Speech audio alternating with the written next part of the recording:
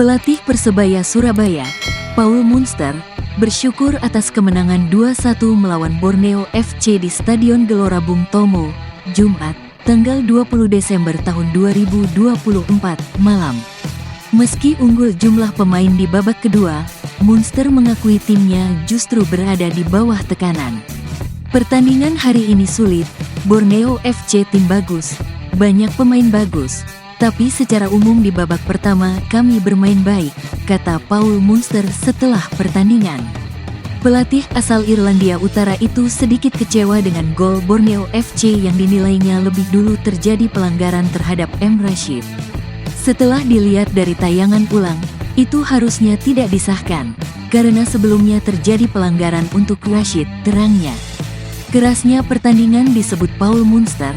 Banyak pemain Persebaya mengalami cedera juga kram, seperti yang dialami Tony Firmansyah, Francisco Rivera, dan Rizwan Lohim. Kami bermain tanpa fullback asli, tapi pengganti main bagus. Satu situasi Flavio harus menjadi bek kiri, banyak situasi Randy jadi bek kanan. Tetapi mentalitas kami bagus mendapat 3 poin. Poin kami jadi 37, pungkas Paul Munster. Rizwan Lohim, pemain Persebaya menyampaikan hal sama. Alhamdulillah semua pemain kerja keras. Kita tahu Borneo tim tangguh dan kuat, tapi di sisi lain kami juga kuat. Berkat kerja keras, kami bawa 3 poin, kata Rizwan. Pada pekan ke-16 Liga 1 2024/2025, Persebaya menang 2-1 atas Borneo FC lewat 2 gol Francisco Rivera di menit ke-16 dan 29. Gol balasan Borneo FC dicetak Ronaldo Rodriguez di menit ke-32. Kemenangan ini mengakhiri hasil imbang di laga sebelumnya melawan Semen Padang dan memperkokoh posisi Persebaya di puncak klasemen dengan 37 poin. Persib menyusul di posisi kedua dengan 32 poin dan masih memiliki 2 laga tunda.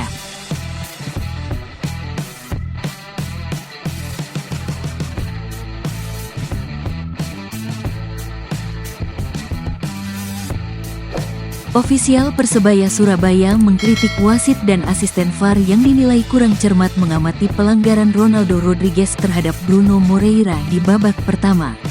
Wasit Tommy Manggopa pun wasit VAR Aprisman Aranda membiarkan pelanggaran keras Ronaldo Rodriguez kepada Bruno Moreira pada babak pertama di kotak penalti.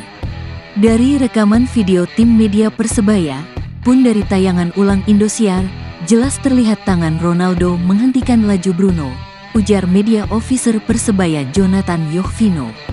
Menurut dia, Tommy posisinya cukup ideal untuk melihat pelanggaran tersebut, terlebih wasit VAR Aprisman yang melihat dari hasil rekaman pertandingan. Sayang, keduanya membiarkan saja. Persebaya saat ini sedang mengumpulkan rekaman-rekaman lain atas kepemimpinan wasit yang tidak seharusnya. Tentu saja wasit di lapangan maupun wasit VAR, ucapnya. Dia optimistis Federasi Sepak Bola Indonesia dan kompetisi Liga 1 adalah yang terbaik dibandingkan dengan penyelenggaraan sebelumnya. Terima kasih untuk Ketum PSSI Bapak Erick Thohir yang memimpin transformasi sepak bola Indonesia dengan berani, kata Jonathan.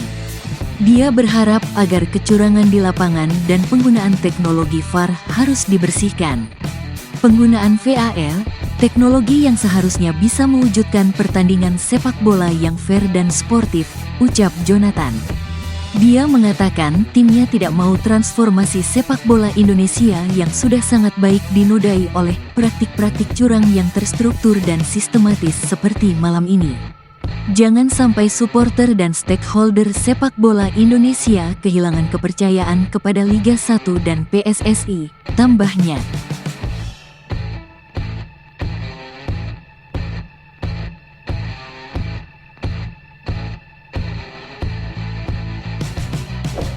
Borneo FC gagal membawa pulang poin setelah kalah 2-1 dari Persebaya Surabaya pada pekan ke-16 Liga 1 di Stadion Gelora Bung Tomo, Jumat, tanggal 20 Desember tahun 2024.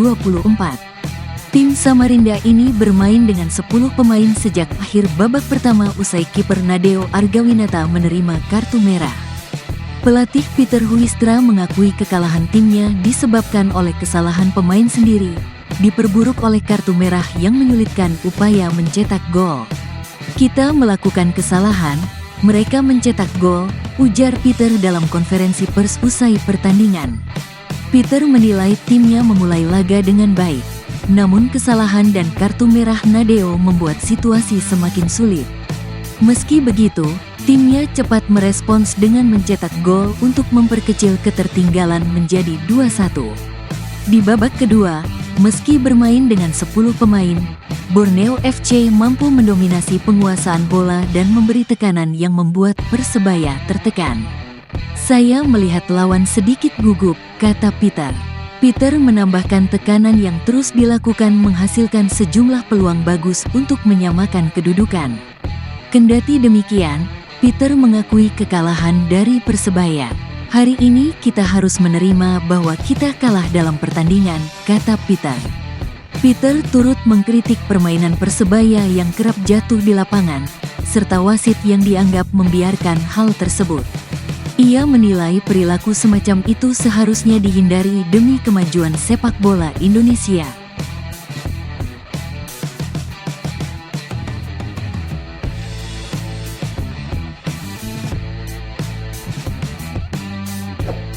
Pemain muda Timnas Indonesia, Marcelino Ferdinand, menunjukkan jiwa sosialnya dengan melelang jersey yang dikenakannya saat mencetak 2 gol melawan Arab Saudi. Selebrasi uniknya dengan duduk di kursi ball boy juga menjadi sorotan. Sejak kecil, Marcelino diajarkan oleh sang ibu untuk selalu memberi manfaat bagi sesama, sekecil apapun itu, karena ia percaya kebaikan akan membawa kehidupan yang lebih baik bagi anak bungsunya tersebut. "Tidak hanya untuk Marcel, ke saya juga seperti itu. Kami selalu diingatkan agar tetap punya manfaat bagi semua orang," kata kakak Marcelino, Octavianus Fernando. Pesan sang ibu selalu dipegang teguh oleh Marcelino, atau akrab disapa Ovan, dan keluarganya. Sebagai pesepak bola, Marcelino memiliki banyak cara untuk bermanfaat. Selain menginspirasi anak-anak Indonesia bermain sepak bola, pemain Oxford United itu juga melakukan aksi nyata untuk membantu sesama. Dia menyumbangkan beberapa jersey miliknya untuk dilelang. "Jersey di laga-laga penting dalam karirnya," ujarnya. Marcelino mulai melelang jersinya sejak debut bersama Persebaya pada 2021, termasuk saat mencetak gol di injury time melawan PSIS Semarang musim 2022, hingga jersey terakhirnya bersama Persebaya. Ia juga melelang 2 jersey Timnas Indonesia, satu saat berlaga di AFC Asian Cup melawan Vietnam dan satu lagi saat mencetak 2 gol penting melawan Arab Saudi di kualifikasi Piala Dunia 2026. "Kami juga sangat dekat dengan Surabaya Jersey Community. Punya komitmen yang sama dalam kegiatan sosial," tuturnya. Ovan yang kini bermain di Persebaya berharap apa yang dilakukan Marcelino bisa konsisten, bisa terus punya rasa kemanusiaan yang tinggi meski nanti karirnya lebih dari saat ini. Karena dengan ini, dia harus tetap ingat bahwa menjadi orang hebat itu tetap harus peduli terhadap sesama. Agar dia tetap down to earth, harapnya. Ketua Surabaya Jersey Community, SJC, Yuda Mustopo, mengatakan Marcelino memiliki komitmen kuat terhadap komunitasnya, terutama dalam mendukung kegiatan amal. Salah satunya adalah dengan melelang jersinya, yang hasilnya digunakan SJC untuk kegiatan sosial. Yang terakhir ini hasilnya untuk renovasi sekolah SD di daerah Banyu Urip, kata Yuda Mustopo. SJC akan bekerja sama dengan Kompas, komunitas pangkas rambut Surabaya, untuk menyumbangkan hasil lelang jersey Marcel. "Kebetulan kami memang sudah kenal baik, termasuk dengan keluarga Marcelino. Jadi, kami sudah jauh-jauh hari berkomunikasi soal jersey ini dengan Marcelino dan dia setuju," ujarnya. Jersey yang akan dilelang satu setel, termasuk celana yang dipakai Marcelino saat pertandingan tersebut.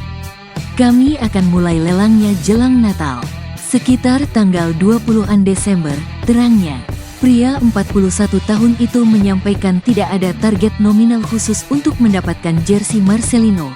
Namun, ia berharap harga jersey kali ini lebih tinggi dari yang sebelumnya, yang mencapai lebih dari 55 juta.